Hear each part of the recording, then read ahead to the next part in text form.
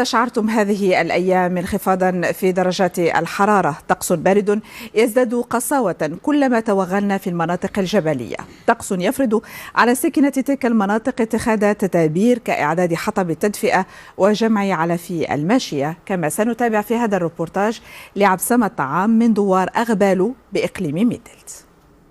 في مثل هذه الأيام من أواخر دجنبر عادة ما تكون منطقة أغبالو مكسوة بالثلوج. طيور اللقلاق كذلك تسافر جنوبا، لكن ما يزال الطقس باردا ما يكفي ليفرض على ساكنة الجبال الاستعانة بحطب التدفئة. إنه موعد البرد، نشتري الحطب بدرهم للكيلوغرام الواحد، وهي مصاريف ترهقنا. يستمر الوضع ل4 أو 5 أشهر، لا نبتعد فيها عن مصدر الدفء واستهلاك الحطب. أما ربة البيت فيملي عليها الطقس برنامجها اليومي ولا تستريح إلا أمام آلاتها التقليدية لتنسج من خيوط الصوف ما يقي الأسرة قساوة الفصل وتحدث عن معاناة من نوع آخر. هذا بالمرأة حاملة صعيب عليها الحال في هذا البرد. دار أمومة يالله كيبني وفاق بالو كانت دي المرأة الميدلت إلا ما شدوش مالين ميدلت كدوز للرشيدية. إيوا صعيب الحال علينا، الله يتحل المشكل ديالنا يسربيو ويبنيو دار أمومة فاق بالو. دار الأمومة ستفتح أبوابها قريبا لتخفف من أحد أنواع العزلة بالمنطقة القروية، وهو الوجه الآخر لبياض الثلج والذي يعد الاستعداد له أولى أولويات الساكنة. ولتقديم خدمات صحية لسكان هذه المناطق المهددين بتداعيات الطقس البارد، المستشفى الإقليمي لميدلت نظم قافلة جراحية وطبية متعددة الاختصاصات، حيث عبأ الأطر الطبية والتمريضية اللازمة لذلك. عودة إلى عبسم الطعام. يستعد الدكتور ياسين وزملائه بالمستشفى الإقليمي لميدلت لإجراء ما يقارب 15 عملية جراحية هذا اليوم تزامنا مع موجة البرد.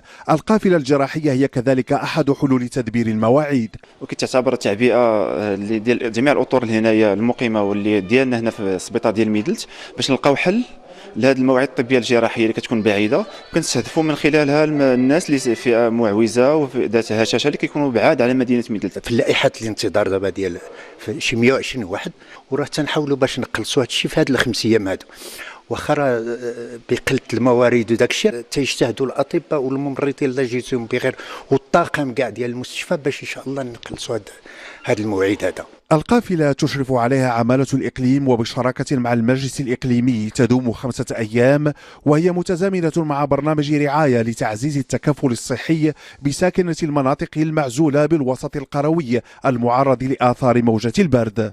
أنا من الزر سمعت بأنه القافلة كاينة ودوزت في البريفي. أنت ديجا مدوز؟ أي دوزت في البريفي ديجا، وقالوا لي بأنه عندك المرارة والصفاق، وقدمت الدوسي ديالي للقافله وقبلتني القافله وصلوا عليا وجيت. وتنظم هذه القوافل الجراحيه بجهه ضرعة فلالت عموما لتقريب المواعيد، وتهدف تعبئه الاطر الطبيه والتمريضيه والفنيه الى تدبير مواجهه الخصاص في الموارد البشريه. أنباؤنا الدولية نستهلها من مالي، حيث أعلن الجيش عن مقتل 6 إرهابيين على الأقل في غارات جوية نفذها بشمال شرق البلاد. غارات جاءت بعد اكتشاف قواعد سرية للجماعات الإرهابية في عدة مناطق، يقول بلاغ للجيش والذي أكد من خلاله أيضا على استمرار عمليات التمشيط في المنطقة للقضاء على المسلحين. وبقطاع غزة أعلنت وزارة الاحتفالات بالعام الجديد. أعلنت العديد من الدول عن اتخاذ إجراءات أمنية مشددة وإعلان حالة طوارئ تنتهي في 2 يناير المقبل. المزيد في تقرير سعيد أجانا.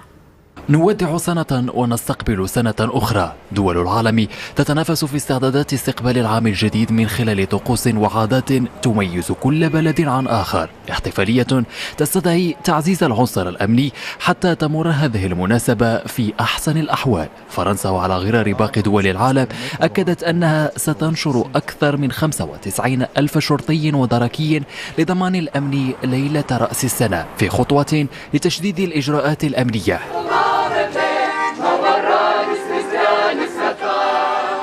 روسيا، الولايات المتحدة الأمريكية وبلدان أخرى خرج سكانها للاحتفال بالسنة الجديدة في أجواء يطبعها التفاؤل والأمل. جئنا من أوروبا للاحتفال بالولايات المتحدة الأمريكية. نتمنى أن تكون هذه السنة مليئة بالأفراح والمسرات. أتمنى أن يسود السلام بكل دول العالم، وأن يكون هذا العام مليئا بالمفاجآت الجميلة. سنة مرت بصعوباتها وتحدياتها، إلا أن شعوب العالم اختاروا الاحتفال بطرق مختلفة، كل آمالهم بأن يكون القادم أفضل. في بلاغ لها أعلنت القيادة العامة للقوات المسلحة الملكية أن فرقاطة تابعة للبحرية الملكية كانت تقوم بدورية بالمحيط الأطلسي اعترضت قاربا كان يعتزم توجهها إلى جزر الكناري، وعلى متنه 67 مرشحة للهجرة غير النظامية ينحدرون من بلدان إفريقيا جنوب الصحراء، من بينهم امرأة و4 قاصرين. كما تم أيضا اليوم على بعد 90 كيلومترا من الميناء العسكري الدخيلة اعتراض قارب على متنه 44 مرشحة للهجرة غير الشرعية ينحدرون أيضا من بلدان إفريقيا جنوب الصحراء، من بينهم قاصرا.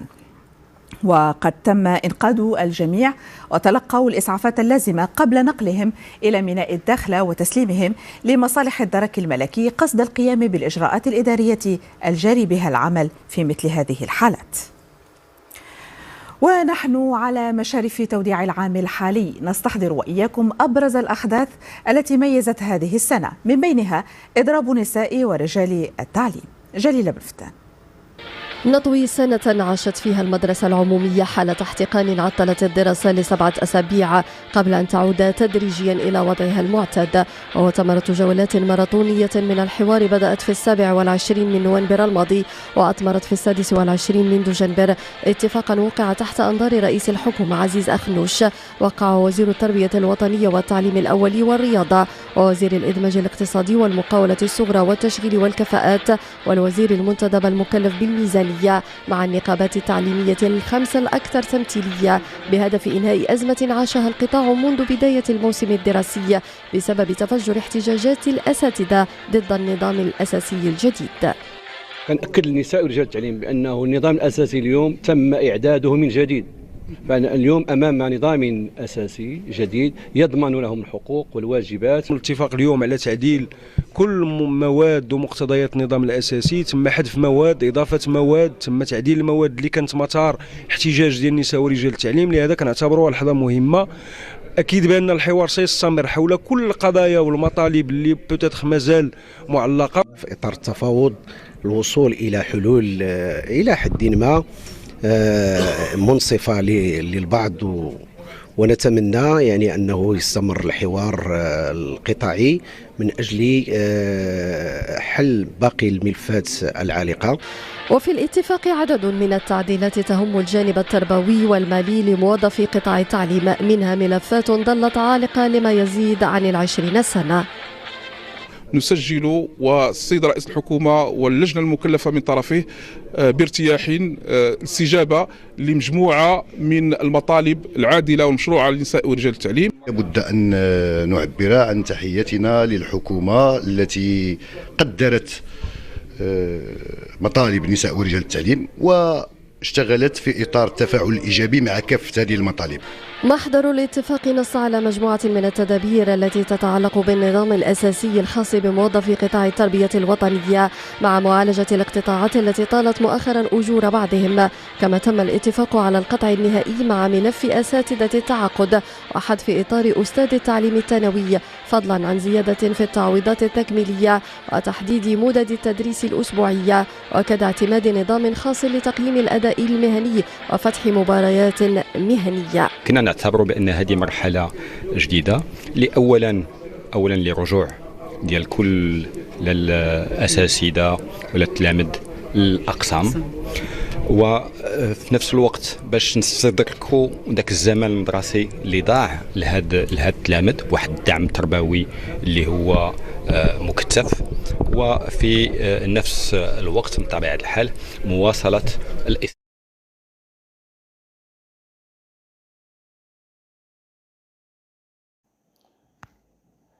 أهلا وسهلا بكم مشاهدينا الكرام في أخبار المغرب، وهذا أبرز عنوانها. لا أمطار تلوح في الأفق، ودرجات حرارة تحت الصفر في العديد من المناطق المغربية.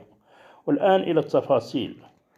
تتوقع المديرية العامة للأرصاد الجوية بالنسبة ليوم الأحد أن يظل الطقس باردا نسبيا إلى محليا بارد، مع تكون صقيع محلي خلال الصباح والليل فوق كل من المرتفعات والمناطق الشرقية والسهول الداخلية وشمال شرق الأقاليم الجنوبية للمملكة. كما سيلاحظ تشكل كتل ضبابية محلية فوق سهول المحيط الأطلسي الشمالية والواجهة المتوسطية، فيما سيظل الطقس مستقرا مع سماء صافية إلى قليلة السحب بباقي المناطق، فضلا عن تناثر غبار شمال الأقاليم جنوبية. هذا كل ما لدينا. شكرا على المشاهدة، وما تنسوش ديروا جيم والاشتراك في القناة. شكرا لكم.